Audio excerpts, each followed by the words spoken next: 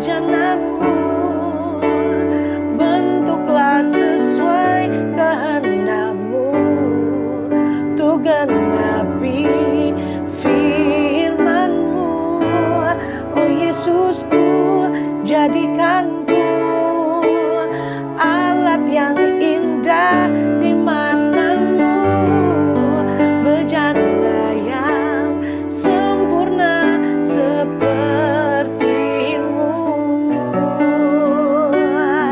bejana yang sempurna seperti-Mu, bejana yang sempurna seperti-Mu.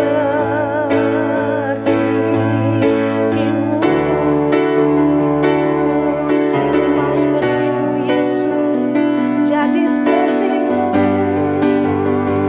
Kira maruli biar masih kibiria berleli.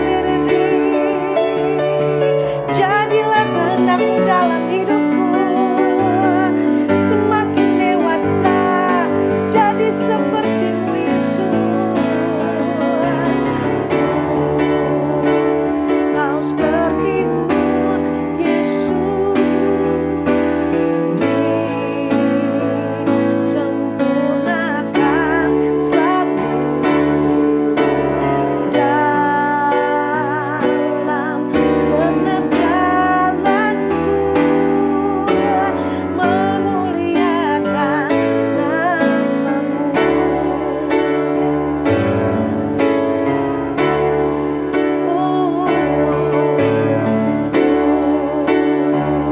Mau seperti-Mu Yesus,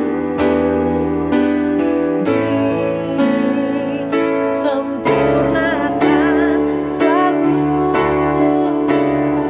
oh dalam segenap jalanku, memuliakan nama-Mu. Ku mau seperti-Mu Yesus, ku mau seperti-Mu Yesus, disempurnakan selalu dalam segenap jalanku, memuliakan nama-Mu, dalam setiap jalanku, memuliakan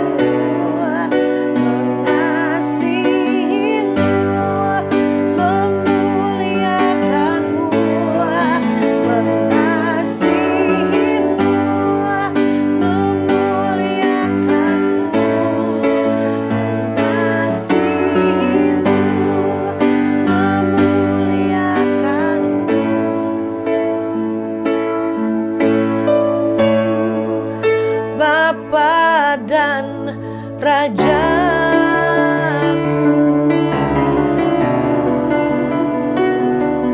Masih memuliakanmu, meninggikanmu, Bapa dan Rajaku.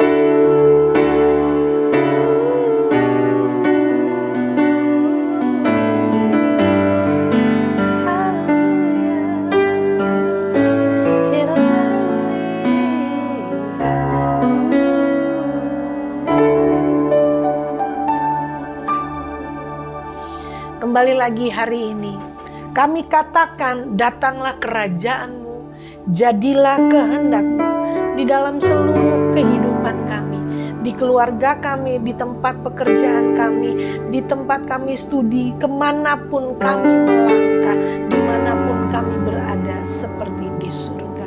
Biarlah Tuhan, Engkau yang terus membentuk kami. Hari ini, proses pembentukan-Mu itu jadi indah di dalam kehidupan kami dan di hadapan-Mu. Engkau yang terus berikan kekuatan kepada putra-putri kerajaan Allah untuk melalui hari demi hari di dalam iman yang teguh kepada Yesus Kristus Tuhan. Terima kasih Roh Kudus untuk pertolongan-Mu membimbing, menuntun, menegur kami Tuhan, dan terus membuat kami menjadi semakin indah. Kami mau hari ini kami mendengar suara Bapa kami lebih kuat lagi, dan kami mau kami menjadi berkat kemanapun kami pergi bagi kemuliaan nama Yesus Kristus Tuhan. Haleluya, haleluya, amin, amin. Tuhan Yesus memberkati Bapak Ibu, saudara-saudariku yang terkasih di dalam Tuhan.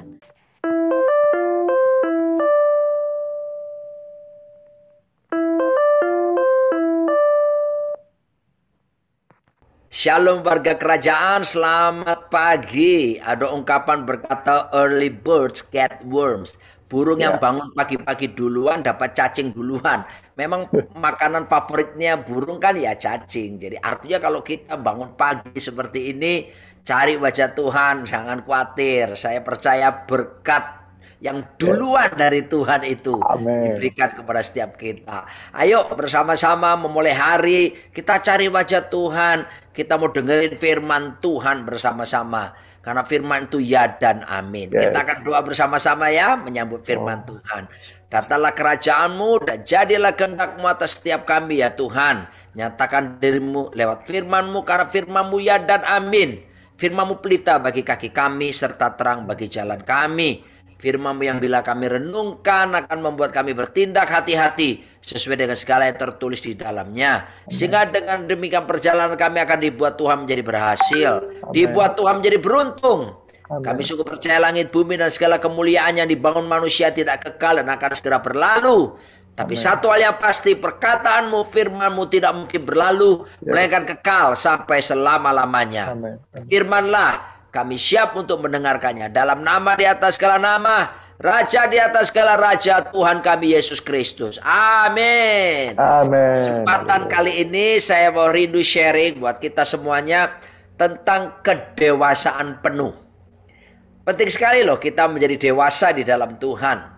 Ya, sebab nanti pada waktu kita ketemu Tuhan, kan ada yang disebut dengan kitab Wahyu berkata akan ada perjamuan kawin anak domba, di mana Tuhan Yesus akan menjadi mempelai pria, sementara kita gerejanya menjadi mempelai wanita. Nah, saya harus kasih tahu bahwa Tuhan tidak akan mungkin menikah dengan anak-anak. Ya kan, dia mencari pribadi-pribadi yang dewasa. Sebab itu, mari kita siapkan diri supaya kita pun masuk dalam bilangan orang-orang dewasa di dalam Tuhan, bukan sekedar dewasa dari usia. Saya akan bacakan ayat yang mendasari Efesus pasal keempat. Ya, di sana dikatakan dari ayat yang ke-11 sampai ayat ke-13. Dan ialah yang memberikan baik rasul-rasul maupun nabi-nabi, baik pemberita-pemberita Injil maupun gembala-gembala dan pengajar-pengajar untuk memperlengkapi orang-orang kudus bagi pekerjaan pelayanan, bagi pembangunan tubuh Kristus, sampai kita semua telah mencapai kesatuan iman dan pengetahuan yang benar tentang anak Allah, kedewasaan penuh. Dan tingkat pertumbuhan yang sesuai dengan kepenuhan Kristus. Nah, perhatikan. Kata dewasa di dalam Alkitab ternyata tidak sama dengan dewasa menurut pandangan dunia. Kalau pandangan dunia itu dewasa adalah misalnya dari umurnya 17 tahun ke atas, 18 tahun ke atas, atau bahkan ada yang menyebutkan 21 tahun ke atas. Tapi Alkitab mengatakan kata dewasa itu, kata yang kita baca tadi, Efesus 4, itu adalah teleios dari bahasa Yunaninya. Teleios itu artinya dewasa secara lengkap. Mulai dari apa? Mentalitasnya dan juga moral karakternya. Nah, ya, berbeda sekali kan dengan apa yang dikatakan dunia. Pertama, rupanya dewasa itu dilihat dari sikap mental atau belief system kita ini penting. Ya, nah, kalau bicara soal mental atau itu bicara tentang jiwa kita. Dan di dalam jiwa itu ada pikiran, ada perasaan, ada kemauan. Ini yang harus diperbaharui dari hari ke hari. Saudaraku dikasih oleh Tuhan, kita lihat bahwa kalau dunia medis kita kenal istilah mens sana in corpore sano. Dalam badan yang sehat terdapat jiwa yang sehat. Tapi Alkitab mengajarkan dalam 3 Yohanes 1 ayat kedua bahwa justru sebaliknya. Dikatakan, saudara-saudara, aku berdoa supaya keadaanmu baik-baik saja atau prosper, makmur. Ya, sama seperti jiwamu baik-baik. Jadi Alkitab mengajar kalau di dalamnya prosper, makmur, keluarnya akan menjadi prosper, makmur, baik-baik. Yang di dalam menentukannya di luar, gitu ya. Nah, apa saja yang harus diperbaharui supaya kita bisa menuju kepada kedewasaan penuh? Pertama tentu adalah pikiran kita. Nah, kalau dibuat intisarinya adalah menyelaraskan pikiran, perasaan, kemauan kita kepada Kristus. Tapi diselaraskan pertama itu adalah pikiran kita. Firman Tuhan mengatakan dalam 2 Korintus 10 ayat ke-5 begini. Kami mematahkan setiap siasat orang dan merubuhkan setiap kubu yang dibangun oleh keangkuhan manusia untuk menentang pengenalan akan Allah. Kami menawan segala pikiran dan menaklukkannya kepada Kristus. Loh, pikiran itu mesti ditawan dan ditaklukkan kepada Kristus. Pikiran nggak boleh gelambiar, tuh orang Surabaya bilang. Nggak boleh kemana-mana. Apalagi pikiran kita itu dikuasai oleh dosa, kenajisan, ya, kejahatan. Ya, itu berdosa karena Amsal mengatakan for as a man thinketh in his heart, so is he. Apa yang dipikirkan seseorang dari dalam hatinya, demikianlah ia. Artinya kita akan jadi seperti yang kita pikirkan. You are what you think. Saudara akan jadi seperti yang saudara pikirkan. Sebab itu penting sekali segala sesuatu dimulai dari pola berpikir ini, belief system. Sistem keyakinan kita itu, ya, makanya Yesus mengajarkan kalau orang bertobat itu, khotbah pertama kali Yesus kan dalam Matius 4 ayat 17. Repent for the kingdom of heaven is at hand. Bertobatlah sebab kerajaan sorga sudah dekat. Kata bertobat itu kata Yunani-nya adalah metanoia. Change the way of our thinking. Perubahan pola pikir kita. Ini yang mesti dirubah. Bertobat itu bukan cuma sekedar, oh saya sudah bertobat. Apa tandanya? Oh saya nangis-nangis, hancur hati. Saya maju ke depan, didoakan. Ya, ditupangi tangan, keluar air mata, air hidung, air mulut. Ya, saya menyesali semua dosa. Oke, itu betul, tapi itu baru langkah awal. Ya, itu harus dibarengi dengan berikutnya pembaruan pola berpikir ini. Karena kalau kita cuma berhenti, cuma sebatas aktivitasnya tanpa merubah pola pikir, pertobatan kita tidak akan abadi. Contoh, saya pernah mau bertobat berhenti rokok. Karena saya dulu waktu masih kuliah, saya SMA kuliah terlibat rokok, alkohol dan sebagainya. Dan gaya hidup bebas, berpikir najis, ya seperti itu. Ya, nah saya pikir, wah saya akan berhenti merokok. Ya, saya minum, makan permen gitu ya. Tapi kemudian apa yang terjadi? Ketika saya makan pedas-pedas gitu, waduh, bikin lagi. Akhirnya merokok lagi. Ya, makanya ketika saya bertobat, saya pikir, wah, sudah beres semuanya. Memang roh kita waktu bertobat terima Yesus, roh kita langsung diperbaharui. Tapi pikiran, perasaan, kemauan kita ini harus terus diperbaharui. Saya kaget tuh. Saya kan sudah bertobat. Kok saya masih bisa melihat punya pikiran najis? Kok punya pikiran kotor? Pikiran dosa, pikiran jahat ya? Tuh kan saya sudah bertobat. Oh ternyata dulu saya tidak ngerti. ternyata perlu diperbaharui dari hari ke hari. Sebab itu tawan segala pikiranmu kepada pikiran Kristus. Bagaimana caranya menghentikan pikiran dosa? Pertama, tentu katakan darah Yesus. Darah Yesus itu membuat seperti turn off, mematikan nyala lampu, tek gitu, menghentikan panah api si jahat iblis itu dengan darah Yesus. Sebab darah Yesus berkuasa sekali. Tapi setelah kita menghentikan dengan perkataan darah Yesus, tek, semua pikiran kotor, najis, dosa, jangan berhenti di situ. Lawan itu. Panah api si jahat, lawan dengan pedang roh, yaitu firman Tuhan. Seperti Yesus dicobai iblis 3 kali. Yesus melawannya pakai apa? Mengucapkan firman. Ya, ada tertulis manusia hidup bukan dari roti, melainkan firman yang keluar dari mulut Allah. Ada tertulis jangan mencobai Tuhan Allahmu. Ada tertulis hanya kepada Tuhan saja engkau berbakti dan melayani. Loh, itu Yesus mengutip firman. Makanya jemaat harus rajin baca Alkitab, merenungkan, memperkatakan dan melakukannya. Itu panah, itu memadamkan ya, dan bisa menghancurkan kekuatan musuh. Ya, sebab itu kita belajar setelah ngomong darah Yesus, mulai kita perkatakan firman ya. Saya waktu kena COVID-19 ya. Waduh, besoknya ya tahun lalu ini 21 Maret. 22 Maret saya dengar kabar teman-teman pendeta, beberapa orang yang saya kenal yang kena COVID juga meninggal dunia. Saya tahu mereka sudah bersama Bapak di surga dan tugas mereka memang sudah selesai ya. Saya cerita ini bukan berarti saya lebih baik, tapi kalau Tuhan izinkan masih hidup berarti ada tugas yang harus saya selesaikan di planet bumi ini. Dan apa yang terjadi?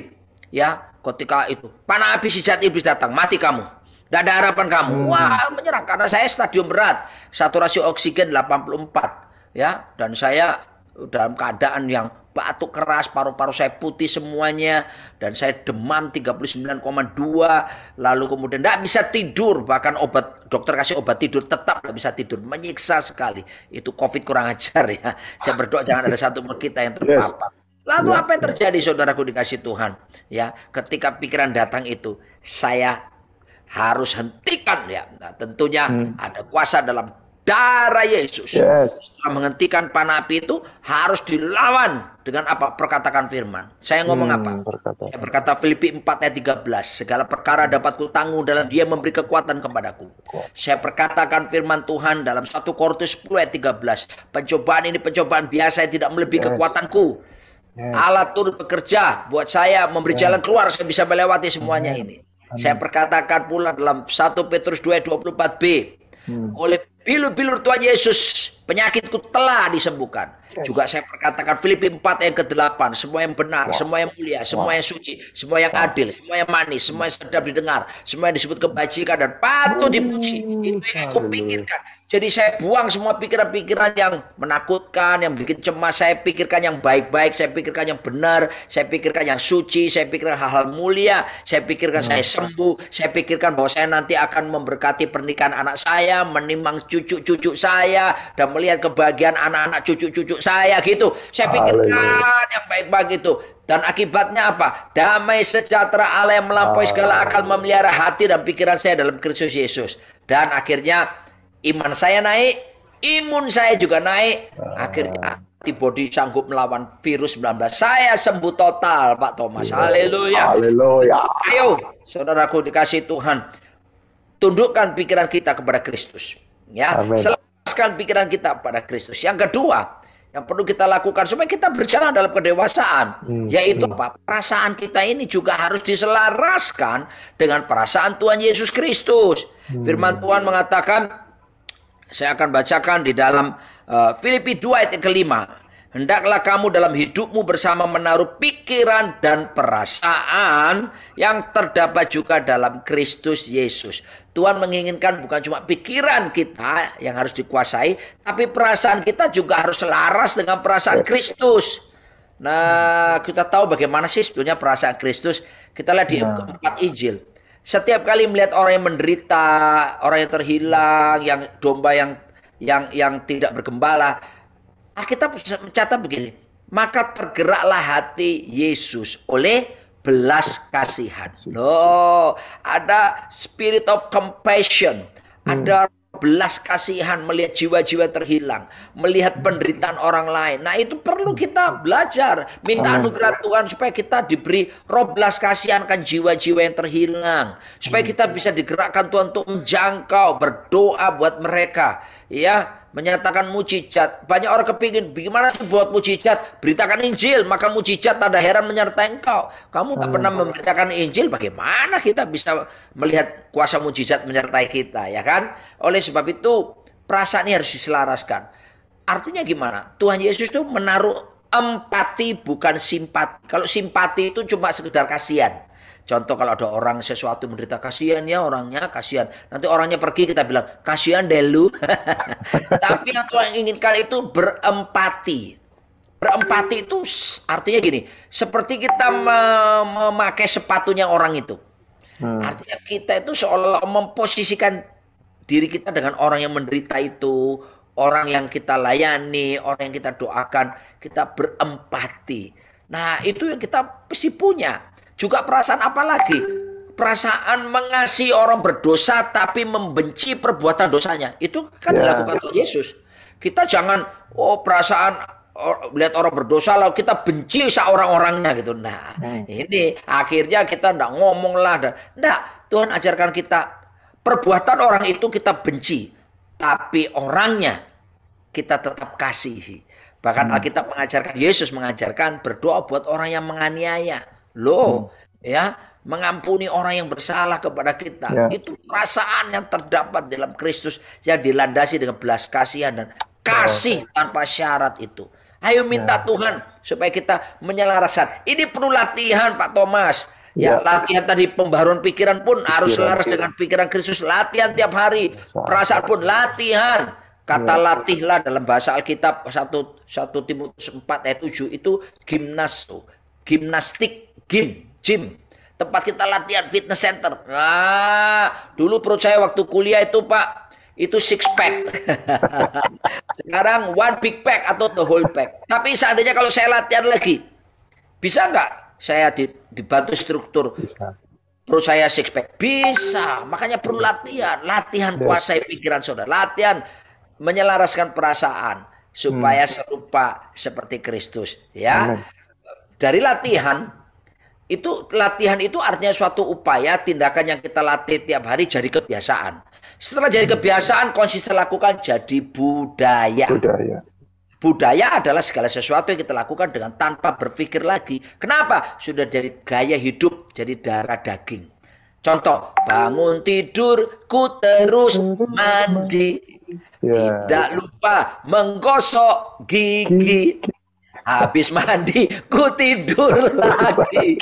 Melanjutkan mimpi yang tadi. Nah, ini bercanda, yang 2 kalimat terakhir salah. Tapi dari kecil kita sudah belajar kan, bangun tidur, sikat gigi, mandi.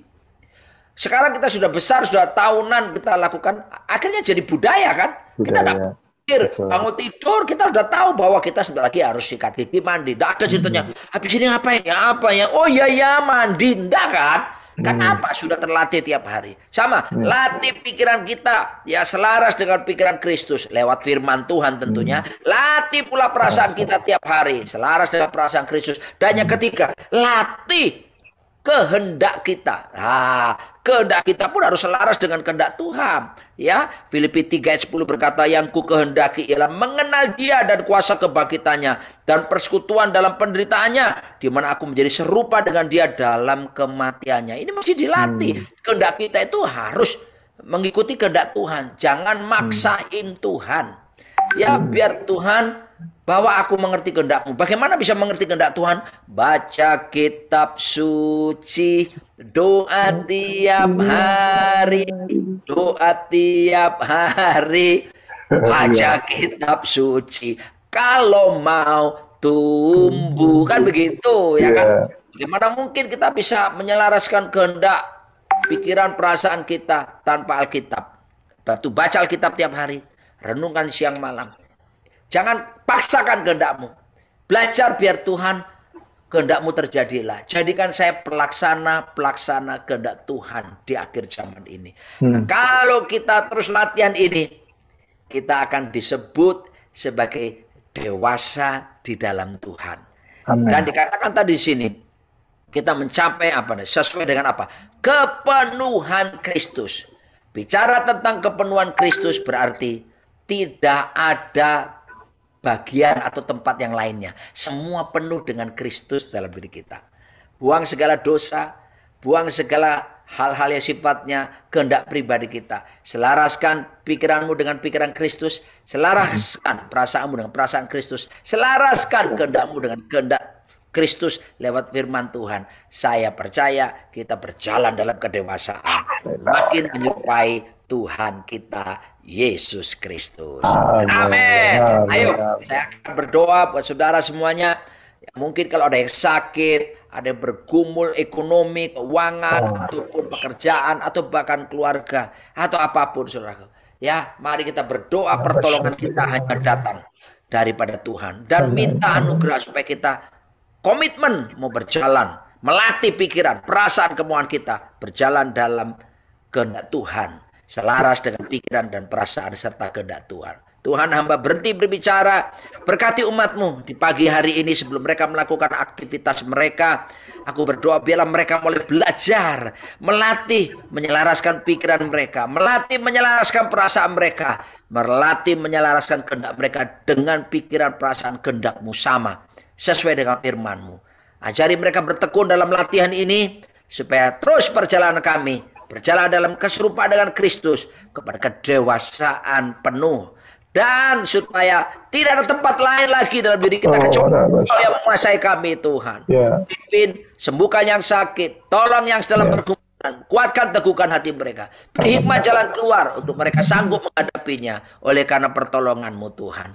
Bersama Yesus kami akan lakukan perkara-perkara yang besar. Tidak ada yang mustahil bagi Tuhan, dan tidak ada yang mustahil bagi kami yang percaya kepada-Mu. Dalam nama Tuhan Yesus, haleluya. Amin. Amin. Wow, luar biasa sekali. Terima kasih Bapak Ibu tercinta.